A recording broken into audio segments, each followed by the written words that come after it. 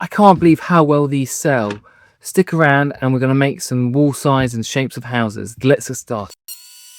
To start off with, I've grabbed two pallet boards, one that is about 15 centimeters wide and another one that was a lot smaller in width. It doesn't matter, we're going to be cutting this one down anyway.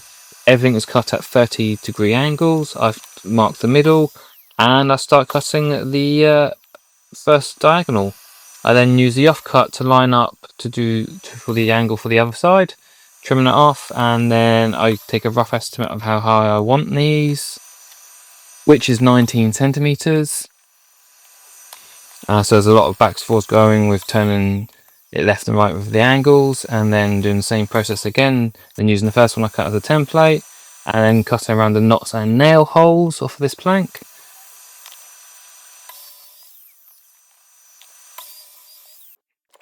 And now moving on to the little bit of the roof we're going to add.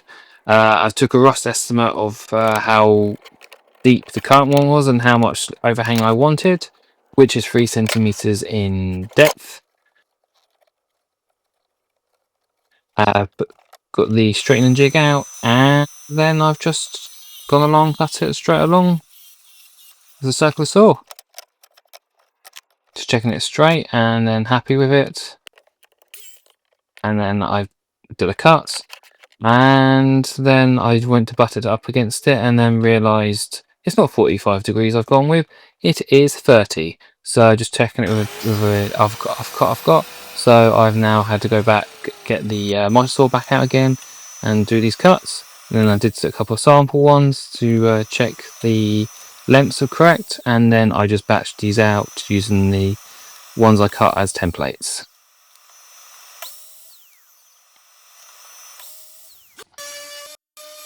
Now giving them all a quick sand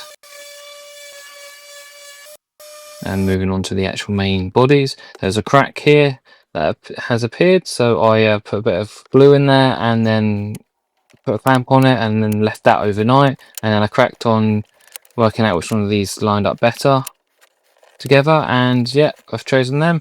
So now we're on to the next day and I'm just gluing these quickly. Put some wood glue on, and then on this bit as well, I left it soak in a little bit because it is an end grain which sucks the moisture out of the wood glue. So then I let it soak in for a little bit. I then added a little bit more and then added some super glue to speed up the process of clamping it because it is a weird angle. Just checking everything's all right. Cleaning out any squeeze out, and now moving on to do the other two. Holding it for 10 to 15 seconds for the super glue to go off. I haven't got any activator currently.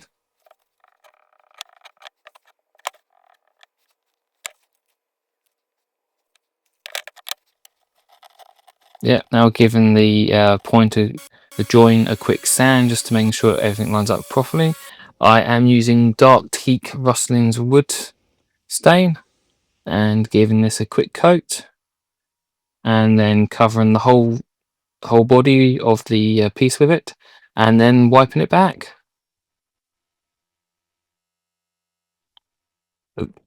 As you can see, I must have got a little bit of squeeze out, because you can see in the very top point of that first one that there's a little bit of a lighter colour there.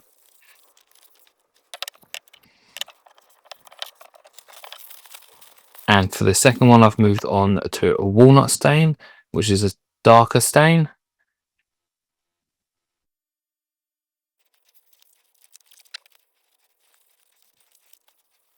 And then I thought I'd try something a bit different as well. So I've taped off the roof. In hindsight, I probably should have done this bit before I glued the roof on. But anyway, let's crack on. So I am going to start using some white paint on top of this, just a tester pot I got from the local hardware store, and just painting it on.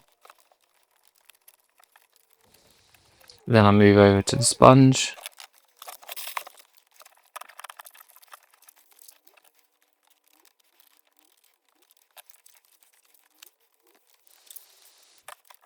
Give it a nice good coating, and then I'm to remove the tape now while it's wet, and then after it's dry I hit it with a sanding block and then trying to get into the grooves.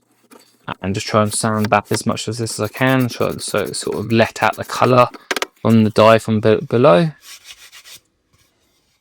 And then while I took these inside, my wife came up with the idea of adding a base on this and adding some autumn decor she had to it. I thought it was a great idea, so I cracked on and added a base to this one.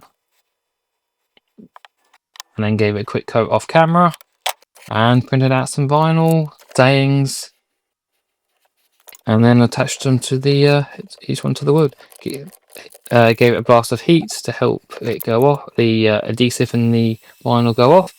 And now just adding the decor bits my wife had with a hot glue gun.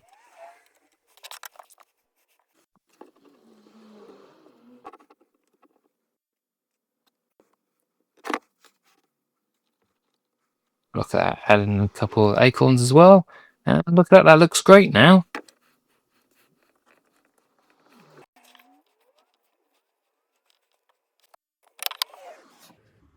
And they are now complete. What do you think? You saw how quick and easy these are.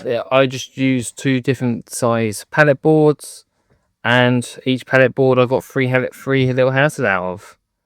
And you could really mix it up. Obviously this one was a bit different with the base, and then you can choose what stains you want on them. These things will sell great all year round, and you might find your customer comes back a couple of times for a couple of different ones, that they want to keep changing the decor in the house, and they want to keep it with the seasons.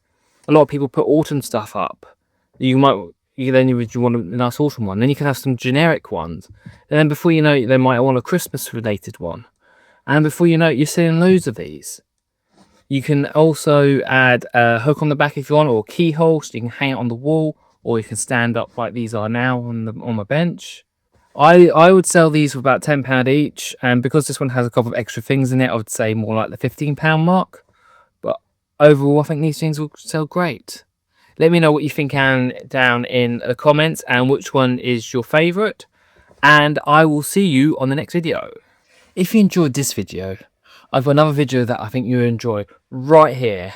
And if you're enjoying these sort of Etsy sort of builds that I'm breaking down, there's a playlist right here for you. Thank you for watching, and I'll see you on the next one.